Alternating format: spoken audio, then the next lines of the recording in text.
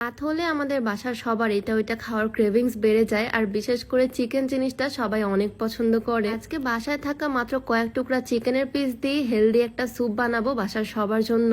একদমই সামান্য কিছু মশলা ইউজ করব, যেমন পেঁয়াজ, রসুন আর কাঁচামরিচ আমি এখানে কেটে নিচ্ছি বটি দিয়ে। আমাদের বাসার সবাই না চিকেন জিনিসটা অনেক পছন্দ করে, ইভেন আমিও চিকেন খেতে অনেক ভালোবাসি। যেমন চিকেন ফ্রাই, চিকেন পপকর্ন, এই জিনিসগুলো আমাদের বাসার সবাই আমরা অনেক পছন্দ করি। কিন্তু আজকে পুরো ফ্রিজ খুঁজেও মাত্র এই কয়েকটা মাংসের টুকরা পেলাম, সেজন্য ভাবলাম আজকে চিকেন দিয়ে হেলদি একটা রেসিপি করি, যেটা টেস্টিও হবে প্রচুর। আর এই স্যুপটা বানাতে খুব একটা সময়ও লাগবে না। রেস্টুরেন্টে এগুলো স্যুপের দাম কত, বাপরে বাপ। যাই হোক, এখানে একটা পাতিলে আমি পানি দিয়ে দিলাম, তার মধ্যে চিকেন গুলো সিদ্ধ করতে দিলাম, একটা পেঁয়াজ দিলাম, কিছু রসুন দিলাম। গোটা না দিয়ে চাইলে অল্প একটু পেঁয়াজ বাটা, রসুন বাটা ইউজ করা যাবে। যেমন আমার আদা গোটা ছিল না, সেজন্য আমি অল্প একটু আদা বাটা দিলাম। তারপর দিয়ে দিলাম কয়েকটা গোলমরিচ, দেন সামান্য একটু লবণ। এই তো বাস। এখন ভালো করে এটাকে আমি ফুটিয়ে নিচ্ছি, মাংসগুলোকে সিদ্ধ করে নিচ্ছি এই পানিতে। এই রেসিপিটা না তোমরা চাইলে বাসায় ট্রাই করে দেখতে পারো। একদম বাসায় থাকা জিনিস দিয়ে এটা বানানো যায়, তাও আবার খুবই কম সময়ে, আর এটা হয় একদম পুষ্টিকর টেস্টি একটা খাবার। যাই হোক, পানির মধ্যে থেকে আমি সবকিছু একটা ছাঁকনির সাহায্যে তুলে প্লেটে রাখতেছি।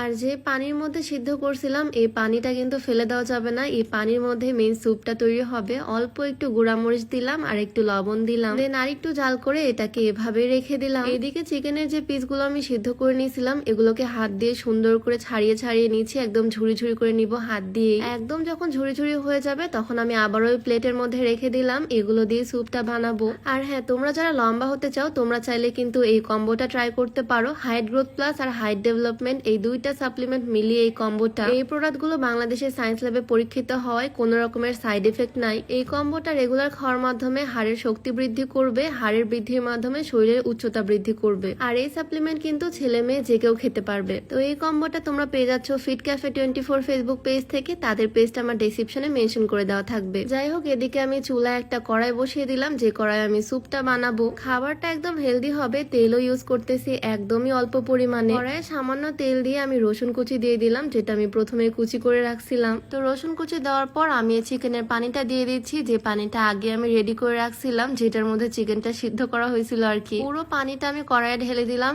একটু নাড়াচাড়া করলাম চুলার উপরে। তারপর আমি দিয়ে দিলাম ছিঁড়ে রাখা মাংসের টুকরাগুলো, আবারও আরেকবার ভালোভাবে নাড়াচাড়া করে নিলাম। আর এরপর আমি দিয়ে দিলাম কাঁচামরিচ কুচি, এটাও আমি প্রথমেই কুচি করে রাখছিলাম। উপর থেকে অল্প একটু জিরা গুঁড়ো আমি ছড়িয়ে দিয়েছি, চাইলে এটা স্কিপ করা যাবে। এদিকে একটা বাটির মধ্যে আমি একটা ডিম ফাটিয়ে নিলাম। ওই যে বলছিলাম না স্যুপটা হতে যাচ্ছে সুপার হেলদি। ডিমের মধ্যে অল্প একটু লবণ দিয়ে আমি ভালো করে ফেটিয়ে নিয়েছি। এরপর এক হাত দিয়ে আমি ডিমের ব্যাটারটা ঢালতেছি স্যুপে, আর আরেক হাত দিয়ে ভালোভাবে ছড়িয়ে দিচ্ছি নেড়ে চেড়ে খুব ভালোভাবে, তাহলে স্যুপের সাথে ডিমটা মিশে যাবে। ডিম চিকেনে দারুণ একটা স্যুপ হতে যাচ্ছে এটা। আর আমি কিন্তু একদম লো হিটে স্যুপটা রান্না করতেছি। তো আরেকটা বাটির মধ্যে আমি একটু ময়দা নিয়ে নিলাম, তার মধ্যে দিয়ে দিলাম অল্প একটু পানি। ভালোভাবে বাটির মধ্যে ময়দাটাকে গুলিয়ে নিলাম, আর সেম ডিম যেভাবে ঢালতেছিলাম সেইভাবেই দিয়ে দিলাম। এই ময়দাটা দেওয়ার কারণে স্যুপটা অনেকটা ঘন হয়ে যাবে, মানে অনেকটা থিক হবে এই স্যুপটা, তখন খেতে আরো বেশি মজা লাগবে। দেখো আগের তুলনায় কতটা ঘন হয়ে গেছে স্যুপটা। আমার হাজবেন্ড এখন রেগুলার জিমে যাচ্ছে, ওর জন্য এখন এরকম একটা স্যুপ একদম বেস্ট হবে, পুষ্টিগুণে ভরপুর। তো স্যুপটা এদিকে প্রায় হওয়ার মধ্যে একদম লাস্টে আমি একটা লেবু কেটে দিব। লেবুর রস দিলে ডিমের আর কোনো রকমের গন্ধ আসবে না, আর টকটক একটা ফ্লেভার আসবে, খেতে দারুণ লাগবে। এই তো